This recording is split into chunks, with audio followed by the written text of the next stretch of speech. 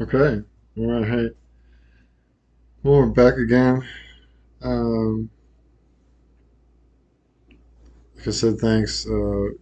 This will take a minute. We're just getting we're getting started here. We're getting up on our feet. Um, all right. Well, so here we have grow for life. All right. Cool. Honesty is my policy. Um, so I don't actually know anything about these guys. I don't know what they do, but it's a good segue. It's a good push into what we're going to talk about today. So last video we talked about homeless basics. I want to recover some of the costs involved, and then I want to go ahead and do this one here. So um, one of the charitable ideas that we have is seed one. So if you take, grab a calculator, all right? Do 10 times 10, all right? And have 10 tens, okay? So 10 times 10 times 10. The idea here is that you, like these folks are doing, just chilling community or at home. They're growing one seed, all right? Grow that plant up. That takes some time, all right? Half a year, you're going to be like, that didn't work. Doesn't come to anything. Half of those people are going to get something. One thing's going to grow. Half of those and half of it's really that kind of math. So it's not easy for everybody. Um, but if you were to grow one plant, the idea is that your one plant grows, grows up, gives you a couple fruits or vegetables. You take 10 seeds from this plant. You give those seeds away, those 10, to 10 different people. They grow that plant. They give 10 seeds from that plant to 10 people, and by your 10th line, you've actually exceeded seeds per person on the planet. It's not difficult. The math is there. Super duper easy. So, you know, it, growing inside, not so much. To be honest with you, most of the windows have a film on them that keeps certain sun rays from hitting you. It's a protection for you. But I mean, whatever. So that's super great and that's really fun. But that's a big deal. Getting food into people's hands. This is important. This is a basic of life. We have to have it. Doesn't matter if your plants need water, air, and mineral. Animals need plants. People need both. So, and not to make a big deal of it, but actually uh, in researching into this and so forth, you can actually find and make fun of me if you want to, but find that fruitarianism and something that has fallen from the plant and give it a day. That's actually like the most like humane way that we can consume food. So, um, but here we go. What do you do with that food, right? Well, most of it's just cook and eat, right? Toss the seeds out, toss the rinds out, get rid of it. Some people compost, some people don't. Um, and that's something, all the plant uses all of that stuff in the ground, and it becomes this great natural just variation of different minerals and things that are in there. If we put that back into the ground by composting, by throwing the rind out in the garden pile or whatever it is, you're actually helping your soil. You're returning those things to the earth. So that's really great. Um, anyhow, so here we go. We covered cost of living as far as what if I got my $185 ticket, you know, for sleeping for trespassing, right? So that ticket says this property did not belong to you. We are charging you $185 because you got caught here. All right, and hopefully you were just sleeping. Nothing crazy happened. Hopefully you were safe because you don't want to be harmed by the public, by other homeless, or get into any altercations. Um, so that's a really big deal. So, but where do you get food? as a homeless person. You don't really have a full entire season to plant and to grow with no property. All right. What do you got? Well, you have Salvation Army first of all. All right. So Sully's is kind of the name on the street name. Um, Salvation Army is a weekday breakfast all around the world. So they have like roughly between Catholic Charity and Salvation Army, you have like 2 to 4 thousand locations. It's about two. That's a whole bunch of meals. That really is. So one of our goals is to provide a per county grow that provides food. One of the policies of the charity is helping those who are helping others. So we want to get this food per county to those people, right? So day old food, grocery store throwouts, that's a thing. Um, Sometimes they'll give that away. Um, Sometimes there's a church or charity, and a lot of your help comes from there. But sometimes they will do like one place will do like, oh, we do a meal once a month, once a year. These are important. These are nice because you can't really skip days of having food. So that's really great. It's important. So anyway, so what do you do? All right, so you're like guy or girl. Um, you're homeless. You don't necessarily want to be homeless. You may want to be. You still have to eat. All right, so you have to show up at a specific place at a specific time. You have to go there, and if you decide to go work, well, now while I'm standing in line 3 or 4 o'clock in the morning at the day labor center, I missed that, right? Because if I don't stay till 9 or 10, which is past the 8 o'clock breakfast, right, which is the standard for Salvation Army, I'm out of luck, right? So, maybe I spent the rest of the day. I didn't go out. I stand in the corner. I get a couple bucks. I hit the Dollar Tree, right? Dollar Tree is my go-to. I'll just say this right now. I get the freezer style gallon Ziploc bag. Okay, freezer gallon, right? Pick your size, fine, but freezer is great. It's nice and thick. All right. Also great to throw a phone in on rainy days, or any number of things, paperwork, social security card, any of this kind of stuff. So I can go somewhere and I can throw this in, or I can grab a meal. Let's say one place has a lunch. I go and grab a lunch, and I take all my leftovers, and if there's some food left over, I put that in the bag, and now I take this with me for the rest of the day. So I kind of made up, right, for my I kind of made up for my missing breakfast. Right. Um, Most of your day labor places, by the way, will have coffee, so you'll get to kind of wake up and be human for a minute. Um, so food's very important, but through this charitable push, we hope to have enough food grown. Number one, we'll sell in the marketplace. Okay, so open to free markets, etc., wherever we can. This will cover the cost of operation for the farms.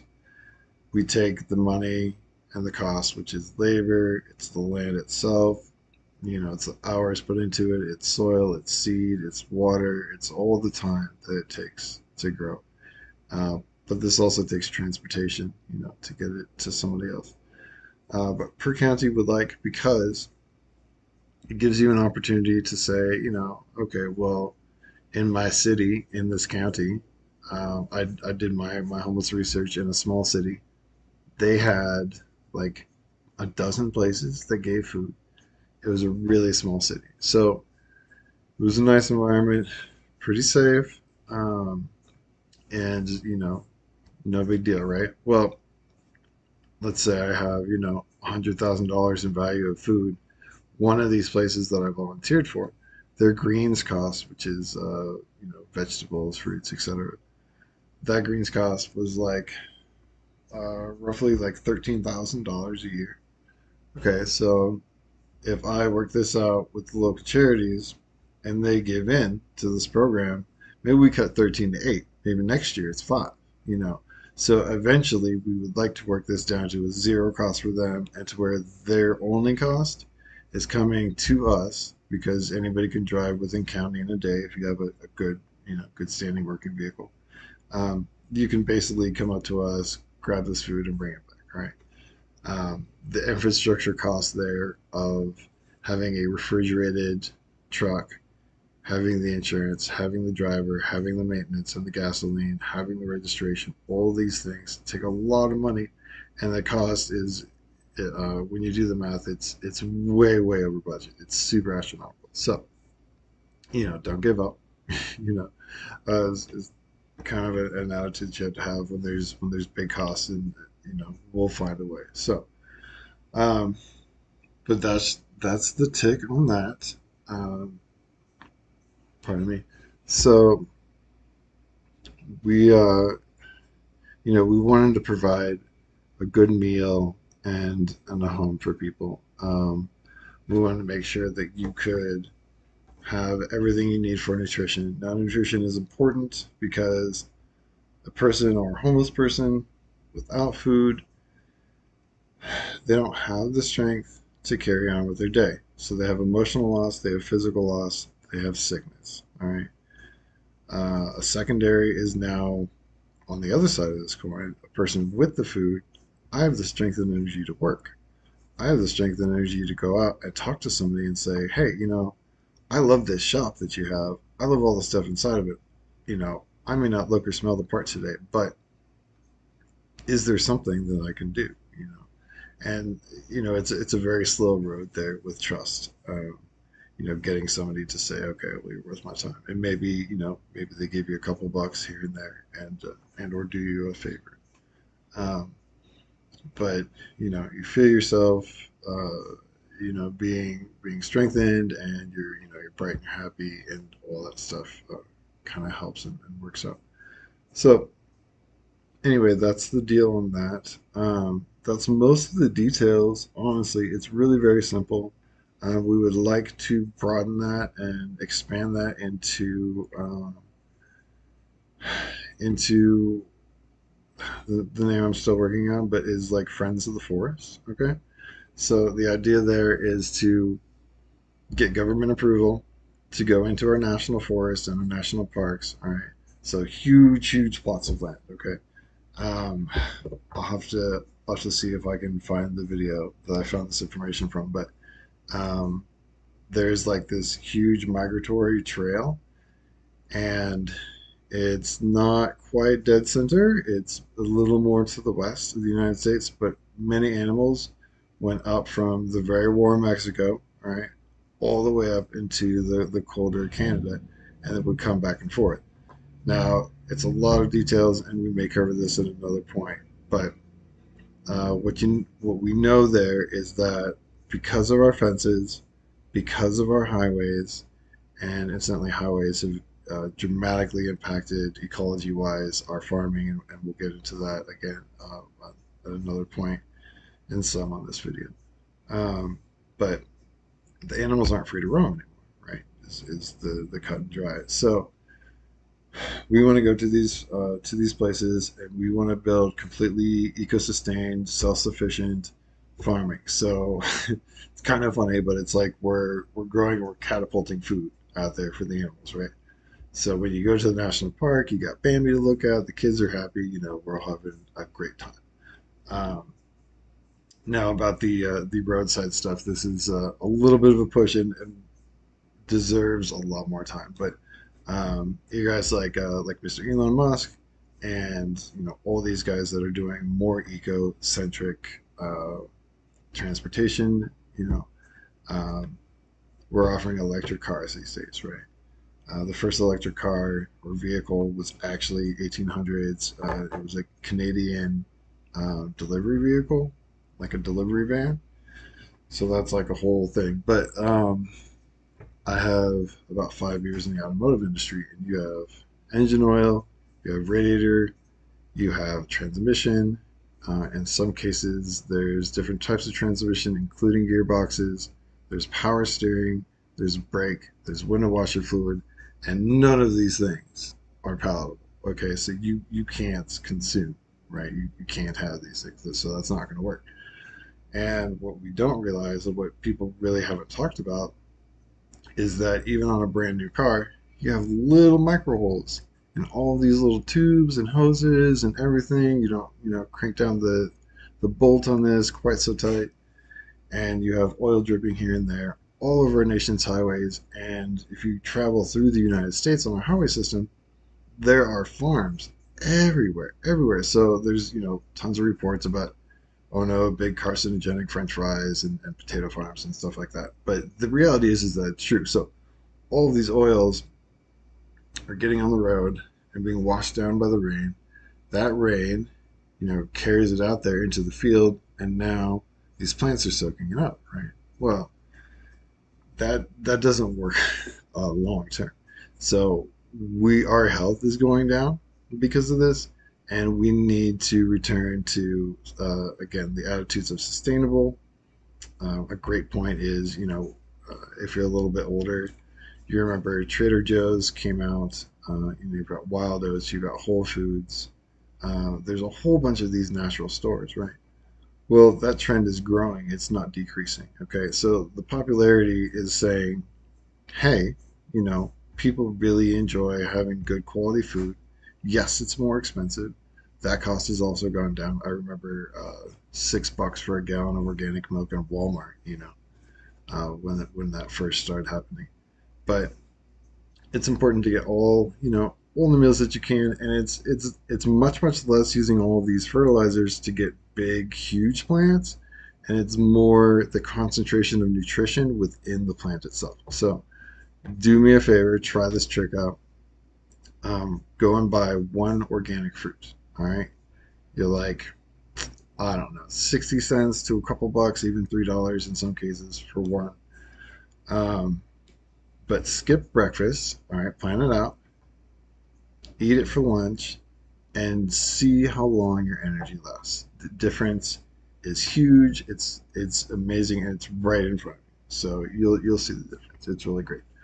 Um, anyway, so that shows us that the nutritional value, organic food, a push towards that is really going to give us more, essentially more bang for the buck. And it is expensive, so you have to be considerate of your costs there. But anyway, so our goal is to include organic grow within the county grow. Um, Now this can be taken on by a private, it can be taken on by government. Either way, it's not that important as far as who runs it. But if government ran it, excuse me, um, you can have like national emergency time food. Like, oh no, something happened, we have to send the National Guard out here. Boom, you allocate it, and they have a ton of food ready there and waiting. Plus any workers, and it's not a big job market push because you're only going to have a handful of people per location, but they can get basically all the greens that they need. All right, but we're very aware that we don't want to affect the farming industry. We don't want to affect the different outlets. So groceries, farming are the two biggies. All right. Um, we want to keep those guys running, right? And the people who do need assistance, who technically aren't necessarily paying for food, at least not regularly, and certainly not in any great amount. That would be your 0 to 100 month, or I'm sorry, $0 to $1,000 a month income crowd, and that's really where our focus is. So, um, anyway, the one-time organic fruit thing, super good. I did it once by accident, and it was a great experience. I was spending time with a family member, and they had to go run for a couple days and go do something, and I was just at home, and they're just hanging out at their house. And so I took a bike ride and just had a little fun at the national, or excuse me, the local natural store. Okay. So anyway, in this, the other real important point is that this is putting us in a position to live. All right. So something that you have to have essentially every day, right, is food. So, just tick that box. You know, have that, understand that that is something that you will have to, have to have. And back in the old days, we were foragers and farmers, right? You had a guy, okay, well, Bill or whoever it was goes out and they collect food, right? Well, Susie takes the seeds and she was growing them in a side garden close to where everyone was living. Everybody has their part, but we had to do something to get this to happen for us, right? And even if, at the beginning we talked about the 10 times 10 or 10 by 10, even if we got to the point where we grew too much food, we can allocate some of it leftovers for wildlife. We have more living, creatures on the planet. They're healthier. They're happy. They're building, sturdier homes because they have the long-term energy, much like we do. And there's more enjoyment for life there. Um, anyway, but it's highly necessary that we buckle down to these ideas of I have to have this. You must have food. There's not a time where that's not a thing. Um, so it's kind of like sleep. It's a necessary thing, and that's even another video. So um, there you go. There's food, and it's great. You got to have certain nutritional varieties.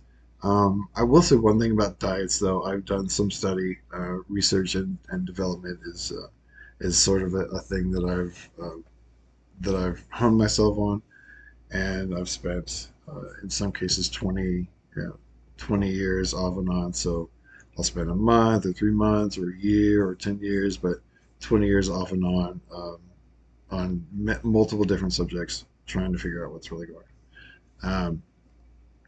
Anyway, but food is something that we've got to have, and and getting it in the right way, is gonna really help us out. So, all right, thanks for your time today. I really appreciate it. I hope you guys have a good one, and let's see if we can't help out the homeless issue. All right, bye bye.